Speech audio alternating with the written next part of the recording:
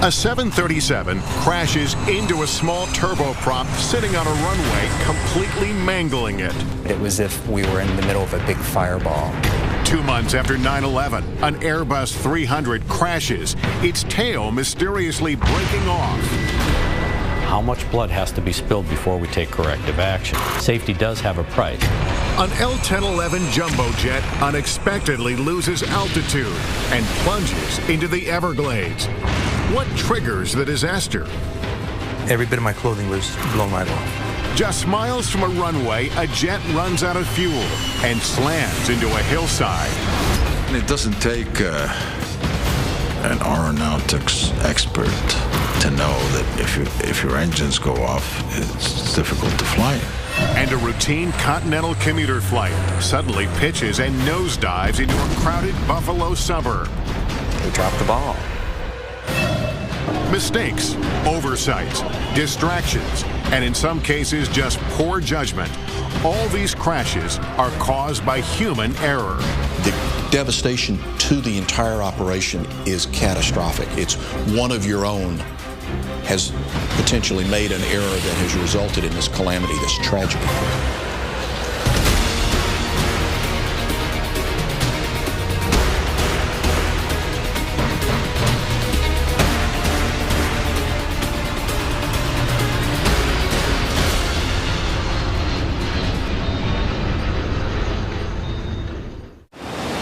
There are many reasons why planes crash: poor weather conditions, mechanical difficulties, and structural failures. But according to a study published by the FAA, more often than not, the cause is just plain human error.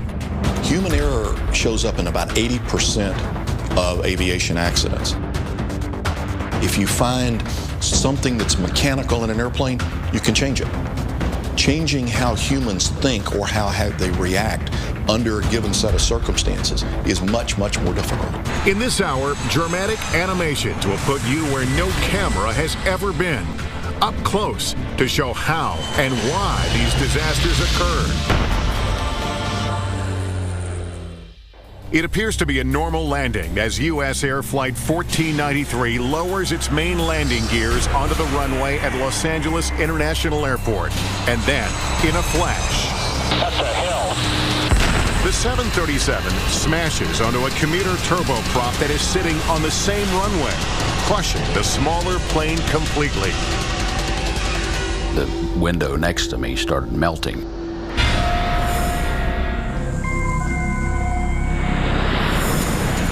In the early evening of February 1st, 1991, SkyWest Flight 5569, a turboprop carrying 10 passengers and 2 crew members, taxis toward an intersection of runway 24 left.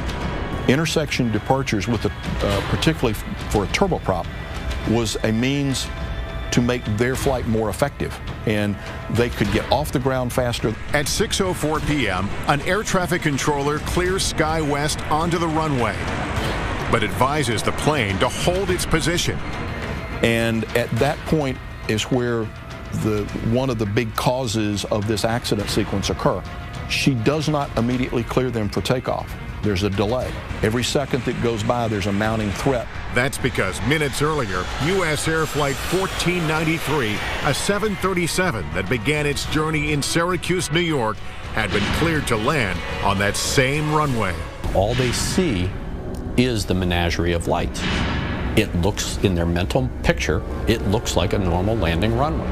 And as they're flying closer and closer, they still can't discern airplane lights from runway lights. They're all the same color. The Boeing 737's main landing gears touch down. Then, as the nose lowers, the landing lights reveal the turboprop. That's the first time the captain sees the plane. That's a hill. There's an explosion on impact, and the small plane bursts into flames. But the 737 can't stop.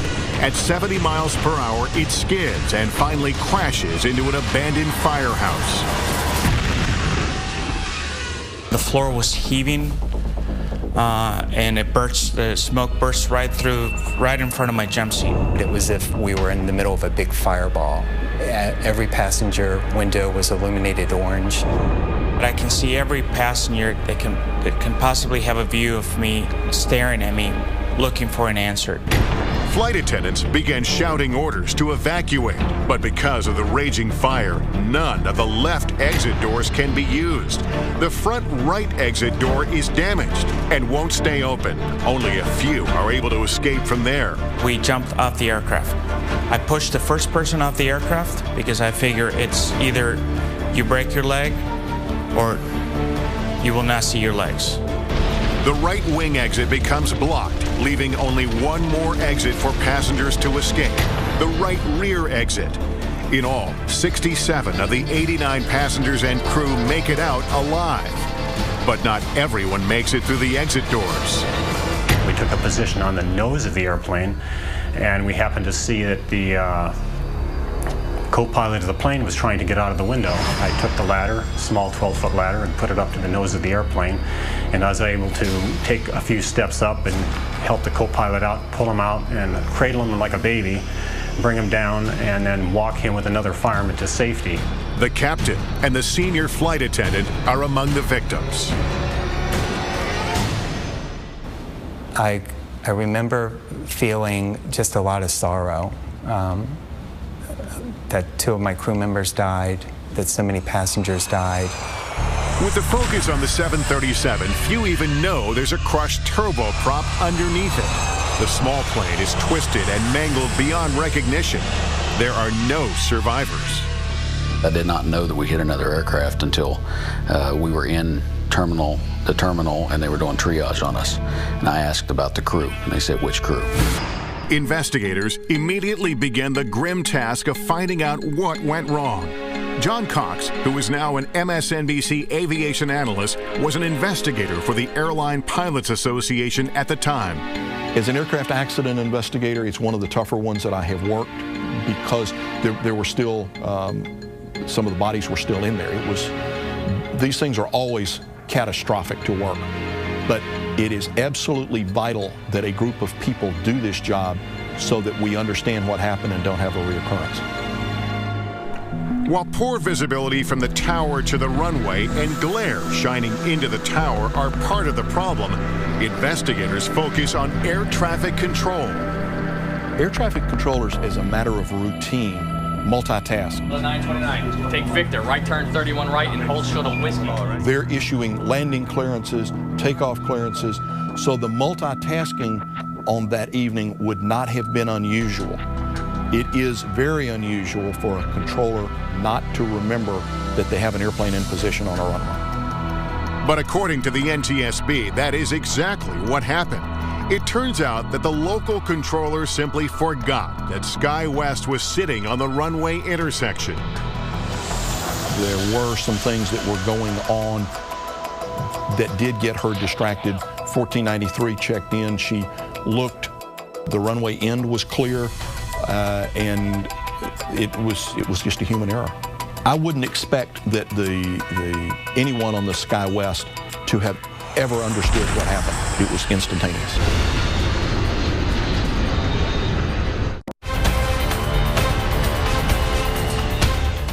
When U.S. Air Flight 1493 crashes into SkyWest Flight 5569, the aftermath is horrific. 22 people on the U.S. Air flight, including the captain, are killed. All 10 passengers and 2 crew members in the small SkyWest plane also die. I wouldn't expect that anyone on the SkyWest to have ever understood what happened. It was instantaneous. At the NTSB hearings, the air traffic controller, Robin Washer, testifies that she initially thought it was an act of terrorism.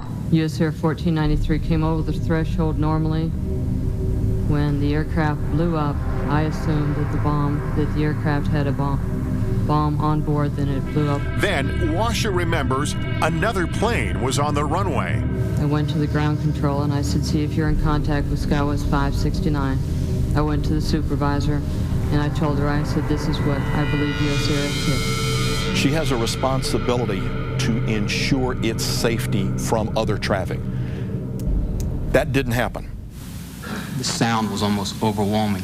David Kelly, the surviving first officer, testifies that he and the captain were never made aware of another plane on the runway. As far as we could tell, there was nothing down the runway anywhere. That airplane all of a sudden showed up out of nowhere. The cabin lights went out, the emergency lights came on. For Flight Attendant Bill Ibarra, who was critically injured, the hearing is an emotional experience. I was filled with gratitude when passengers who survived came over and thanked me for my actions. As a consequence of the collision, intersection departures at night are no longer permitted. And while on the runway, pilots are encouraged, though not required, to remind air traffic control that they are waiting for instructions. These types of procedures were completely capable of being done before the accident. This was a totally preventable accident. Across the country, and nearly 2 decades later, another crash caused by human error. Continental Connection Flight 3407 nears the Buffalo Airport for landing. The turboprop suddenly pitches up, stalls, and goes into a series of terrifying rolls. The pilot fights to gain control, but the plane plummets 1,600 feet into a house. This aircraft was 5 miles out, and all of a sudden we have no response to that aircraft.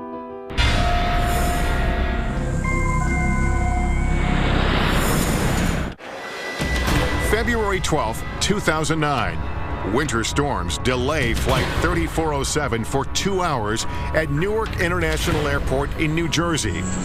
Once it departs, the flight takes only an hour to Buffalo. But 3 miles from the runway, the captain runs into problems. The speed was a little higher than he anticipated, and he made an adjustment. And what he did was he reduced the power, and they also extended the landing gear, which adds a lot of drag, and the speed decreased fairly rapidly to the point that a warning device in the airplane activated. The warning system seems to take the captain by surprise, but it should be a fairly simple correction to get the plane's speed back up. Instead of letting the airplane's nose drop to build up that airspeed, he gave it full power and lifted the nose up. He should have done the exact opposite thing. Planes generally fly at a slight nose-up angle. This makes air move faster over the top of the wing than the bottom. This creates the important difference in pressure needed for lift, which allows planes to fly.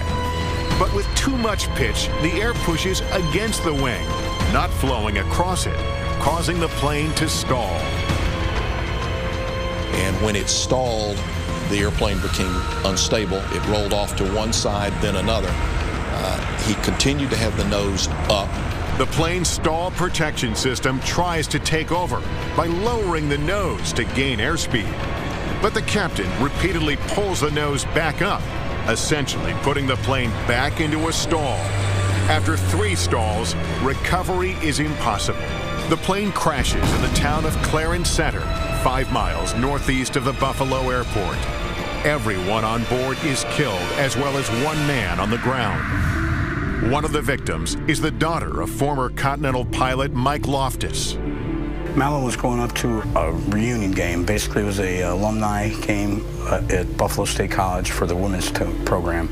I think I turned the TV on that night to watch it for a brief moment. That was when I had all those flames, and I turned the TV off. One question investigators have is why the captain responded incorrectly when the plane stalled. According to the NTSB, part of the problem may have been the pilot's basic skills. The report states Captain Marvin Renslow never revealed to Colgan, the regional carrier for Flight 3407, that he had failed several certification exams. He apparently wasn't completely honest in reporting those. But while he was at Colgan, he had also not passed some of the tests and the check rides that he had had. Captain Renslow eventually passes all the required tests. Colgan points out that their crew training meets or exceeds requirements of the FAA. But former Inspector General of the Department of Transportation, Mary Schiavo, points to what she sees as a problem with the regional airlines in general: cost cutting. Their whole model, business model, is to fly inexpensive aircraft and save a lot of money because they have a fixed price contract. So if they can fly cheap planes cheaply, they make money under their contract. If they have more expensive pilots and more expensive planes, they don't. The Regional Airlines Association disputes that and told NBC News their focus is on safety, professionalism, and reliability of service. Still, there are differences within the industry on how much flying time is required to pilot a commercial airplane. You can be done with those ratings in as little as 350 hours of experience. And what happens is when people get out of flight school and they have their required government ratings, they then move on to the regionals because that's who hires them. While major airlines usually pay better, they also demand that new hires have 1,500 flight hours or more. Further blame could lie with how Colgan trained its pilots on the Q400 stall protection system. Although it satisfied FAA standards, some of the training was done solely in a classroom setting, not hands-on. 15 minutes, that's all they're asking out of a training program, and they didn't even do that.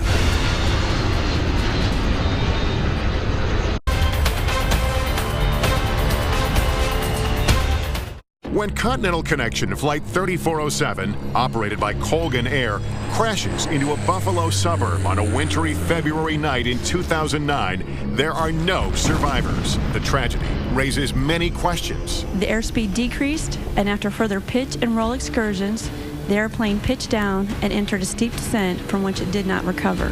One question investigators have is why the captain responded incorrectly when the plane stalled. According to the NTSB, part of the problem may have been the pilot's basic skills. The NTSB report also focuses on crew fatigue. Both the captain and co-pilot spent the night not in a hotel or their own beds, but instead in a crew lounge, against Colgan policy. And once behind the controls, they violated the sterile cockpit rule, which may have been the cause of their distraction.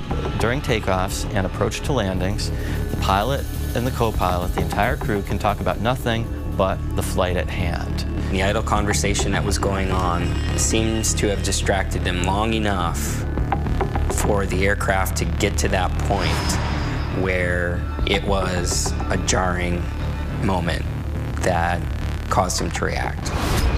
The crash sparks enough debate that in the summer of 2010, the president signs a bill passed by Congress requiring commercial pilots have a minimum of 1,500 hours of flying time. But even beyond that, there are a score of other safety provisions. They would require the FAA to get much more tough on pilot fatigue. They would require that the airlines disclose who's actually operating their flights so that no longer could people buy a ticket on Colgan without knowing it. So this legislation is very significant. The companies let them down a lot. They didn't give them the tools they needed, I think, is really what it came down to. You got two relatively inexperienced pilots. It's the fact of life. 8 years earlier, there was another air disaster over New York, also caused by human error. An Airbus A300 takes off from JFK Airport to Santo Domingo in the Dominican Republic. Soon after takeoff, the plane encounters severe turbulence. It rolls, pitches, and then suddenly the tail snaps off. The plane nosedives into a residential area in Queens, New York. All the people that were on that airplane went for a very harrowing ride in the last minute of flight going into the ground. All 260 people on board are killed, as well as 5 people on the ground, leaving investigators wondering how and why the tail would snap off an airplane.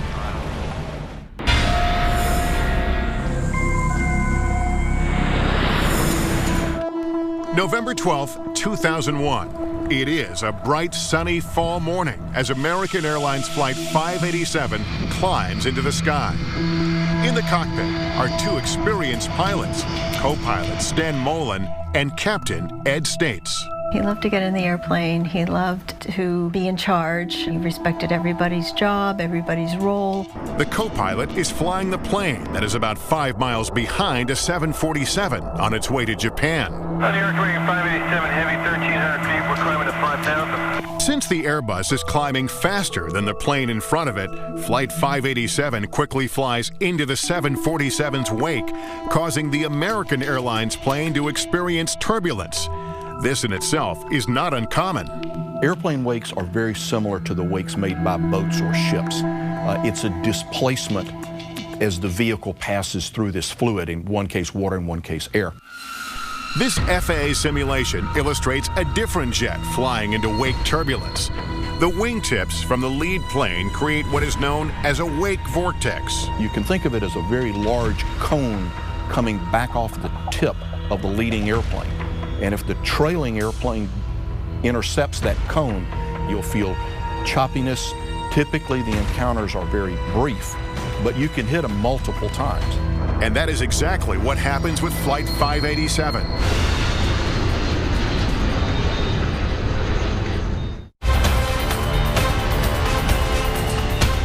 An Airbus A300 takes off from JFK Airport to Santo Domingo in the Dominican Republic.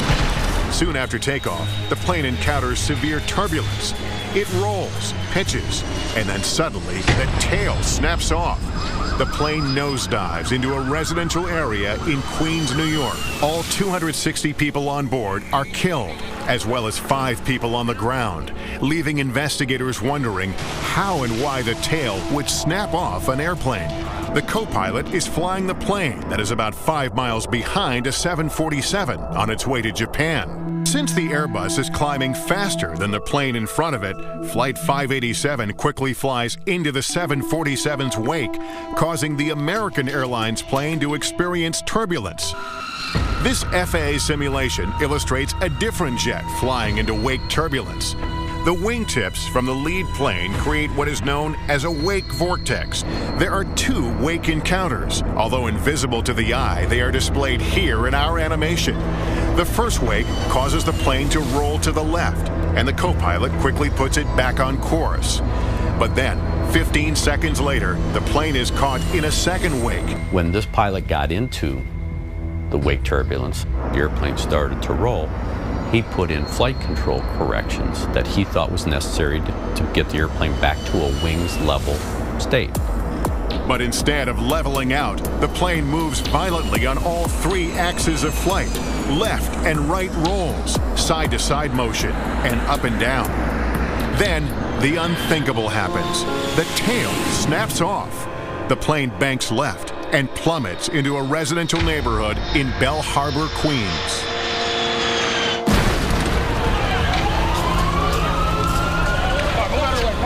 Just 2 minutes and 24 seconds after a routine takeoff, everyone on Flight 587 is gone. Go ahead. Yeah, just to let you know, we saw a huge, tremendous amount of black smoke south of Long Island. Captain Ed States' wife, Mary, is home when she finds out about a crash in Long Island and contacts American Airlines. I got one of the chief pilots in New York. And it wasn't wasn't the ideal way of telling me, but I said, was Ed the pilot? And they said yes. A devastating loss of life, a horrible scene in a residential neighborhood. It looks like a war zone. If you've seen anything on television, it's just terrible. Just 2 months after 9/11, people are wondering, could this be another terrorist attack? Everyone should remain calm. We talked to the White House several times. There's air cover. In this anxious climate, the NTSB works to find the reason the tail of the plane broke off. The scars from 9/11 are still very raw. The industry was recovering. Traffic was down. People were apprehensive. It was a period of time that, after 40 years of being in the industry, I've never seen before or since. I see the plane. The engine fall down. 2 months after the attack, another plane is down. And at first, an act of terrorism is feared. We've preliminarily put the city on high alert, so we've closed certain things down just to make sure that we find out what this is all about. Former Inspector General of the Department of Transportation, Mary Schiavo, followed the investigation. That was everybody's first thought, but there were a number of clues, and they came out really quickly that it wasn't, because you had the cockpit voice recording. And then when they found part of the plane was detached from the plane itself, I mean, you knew right away, because pieces of the plane just are not ever supposed to fall off. Once terrorism is eliminated as the cause, investigators focus on why the tail broke off. It takes more than 2 years before the NTSB findings are released. According to the report, the cause of the crash is the separation of the tail or vertical stabilizer due to the first officer's excessive use of the rudder pedal. The entire vertical fin, which is the vertical stabilizer as well as the rudder, separated from the fuselage, and the airplane at that time became no longer controllable. Normally, pilots only use controls called ailerons and flight spoilers to roll the airplane to wings level. These are panels located on the wing. The co-pilot does this, but he also uses the rudder. This is the panel attached to the vertical stabilizer, or the tail. It moves the plane from side to side. The rudder is operated by moving 2 foot pedals on the floor of the flight deck, forward or back. It was his reaction and the overuse of the rudder during this encounter that generated forces that were large enough to actually snap the fin, the vertical fin, off. MSNBC aviation analyst John Cox is satisfied with the findings, but the report is controversial. Aviation safety consultant Greg Feith believes a closer examination is necessary. It's easy to say that the pilot put too much. The question is why, and that question to this day still hasn't been answered. The NTSB in its public hearing actually identified 11 events that had taken place involving these high loads where the vertical stabilizers fortunately did not separate. So now you have a trend here, you have a history, you have a historical record. But what I see in their investigation was they looked at all of these things in isolation rather than trying to find not only why the loads occurred, but how they occurred. And Mary Schiavo believes there is another issue. In their accident investigation, they have to rely on the manufacturers. And therein lies the problem. They had to go back to Airbus and say, hey, Airbus, what happened to your plane? And Airbus said, well, it was the pilot. The pilot used the rudder too aggressively. Why would you ever construct a plane and ever have the control system in the plane such that if it's used in a way in which it's allowed to be used, your tail would come off? It is unthinkable. Airbus told NBC News that it was not a design flaw that caused the tail to break off. It was pilot error. The NTSB, in fact, did determine that. It also found that the American Airlines training program overemphasized the use of the rudder pedal inputs. Going a step further, John Cox says the rudder should never be used in wake turbulence. The best response would have been to let the airplane's natural stability work through it. The airplanes are naturally very stable, and so put some control input in to bring the airplanes back toward wings level and let it fly out, and it'll settle right down. American Airlines told NBC News that it continues to be disappointed with the NTSB findings and believes that the design and rudder sensitivity were at fault. A decade after the crash, the report stands as written. But in August 2010, the NTSB started re-examining similar incidents and urged agencies to take a closer look at the rudder design. Pilots now understand you don't have to move the rudder that much as far as the pedals are concerned to create a large aerodynamic force. It's a powerful tool in helping the pilot in roll control. So be sensitive to the fact that, hey, if you're going to move this, you better use it as a last resort. But this knowledge came at a very steep cost. There is this adage out there in the aviation industry, how much blood has to be spilled before we take corrective action? Safety does have a price. Coming up, without warning, a plane crashes into the Everglades. The tail actually turned over, and when it did, the floor underneath me split and I dropped out.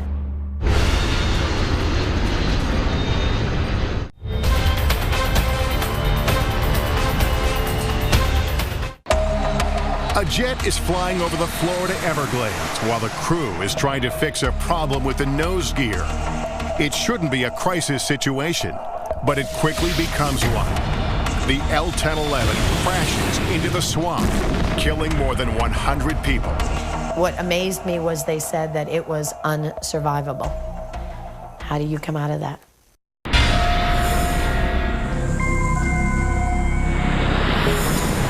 December 29, 1972.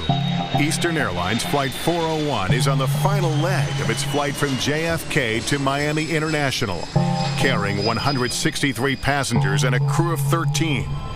Ron and Lily Infantino were just married 20 days before and are now returning home from their honeymoon. It was a perfect flight, smooth, calm air.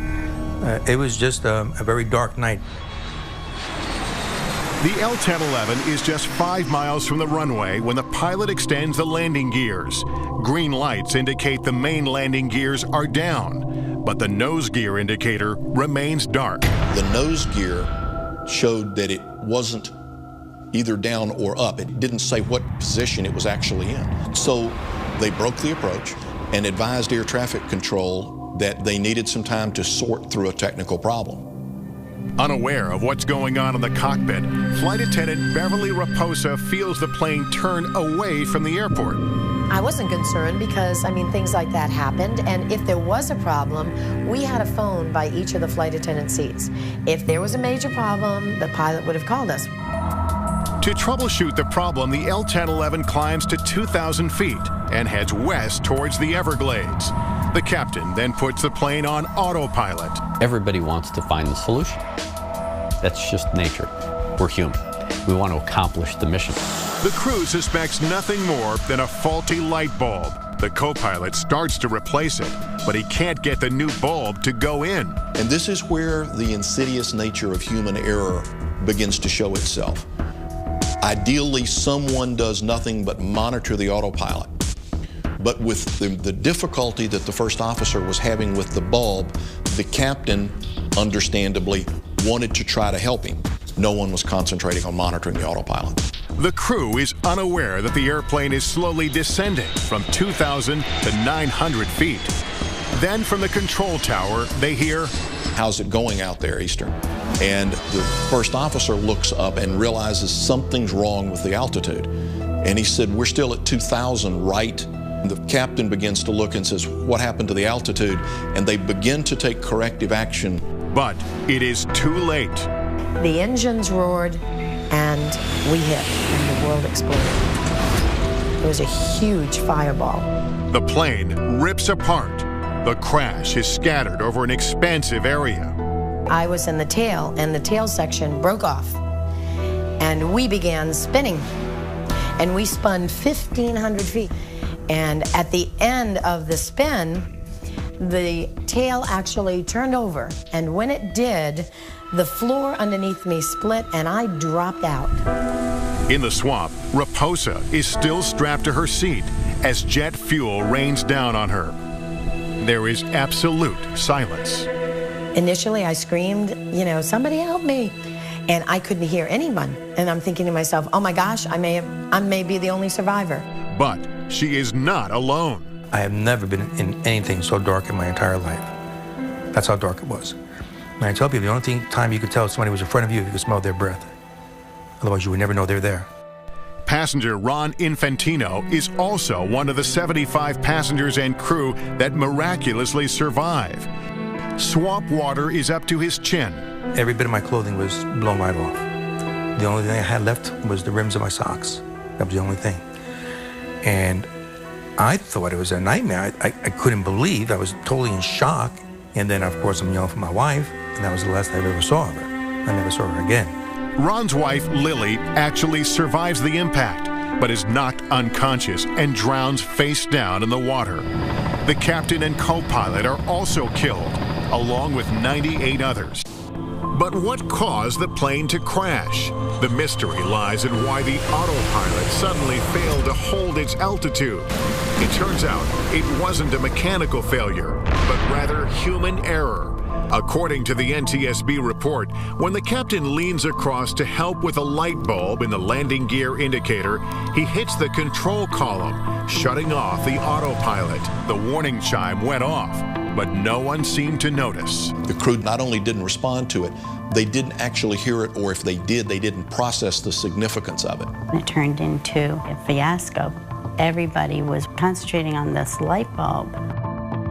Further deepening the tragedy, investigators discovered the nose gear had been down the whole time. It should be noted that planes can still land safely with just the main landing gear like this. But aviation experts say the crew followed the correct procedure. Pilots always carry reserve fuel on the airplanes so that there wasn't a pressing time criticality of we have to go land now. If they landed with the nose gear up, it's going to cause damage to it. It's going to be out of service for a period of time. There's going to be an investigation. Out of this 1972 tragedy came Crew Resource Management, or CRM, a training requirement that now ensures that someone must always monitor the airplane flight path. If there's a problem today, that crew resource management means the captain has to designate somebody to stay in control of the plane while they try to resolve the problem, whether it's in the cockpit or whether it's in the cabin. Improvements have also been made to the autopilot. The warning system is louder and more force is required to disengage it. They were so distracted with the light bulb that nobody, literally nobody, was flying the plane. Could you imagine?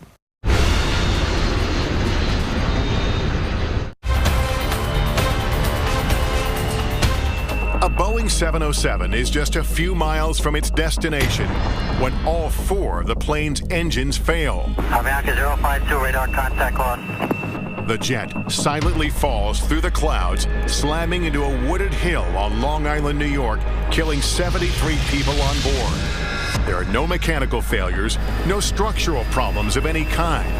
It turns out the plane simply runs out of fuel. But how can such a fatal blunder happen? January 25th, 1990, when Avianca Flight 52 leaves Medellin, Colombia, just after 3 p.m., the tanks have more than enough fuel for the 2,100-mile trip to New York. They had approximately 81,000 pounds of jet fuel on the airplane when they departed.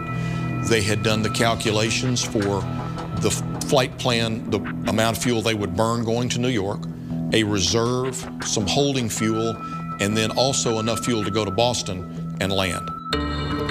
With more than enough fuel, that shouldn't be a problem, but it soon becomes one. In New York, the weather was bad, so as they came up the East Coast, they began to be issued holding instructions, and they held for 3 different times. The delays total 77 minutes. Around 8:20 p.m., they have only a little more than 14,000 pounds of fuel left, enough for another hour or so in the air.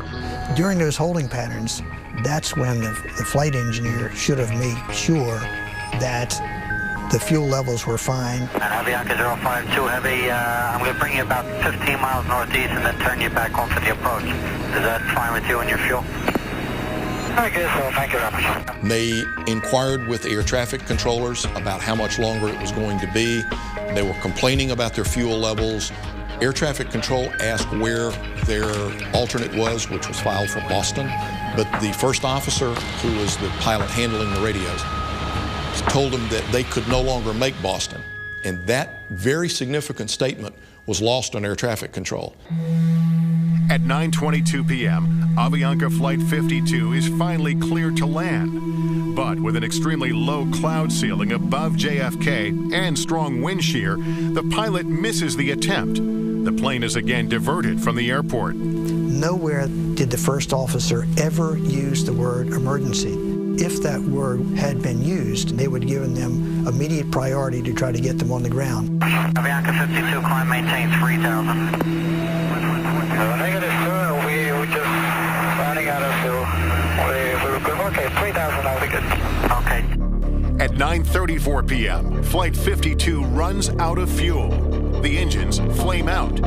Passenger Nestor Zarate remembers that horrible silence. The lack of that noise it's a horrendous impression because you have the wind against the fuselage. So at that moment, there was pandemonium.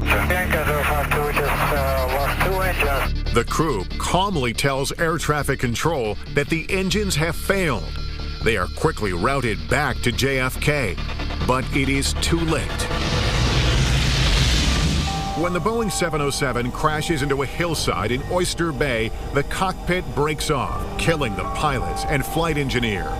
They are only 16 miles from the airport. Come on, somebody get the back here. Miraculously, 85 of 158 people on board survive impact. They are pinned beneath the wreckage, but there is no fire. Clearly, if the plane had been filled with fuel, they would have been all incinerated.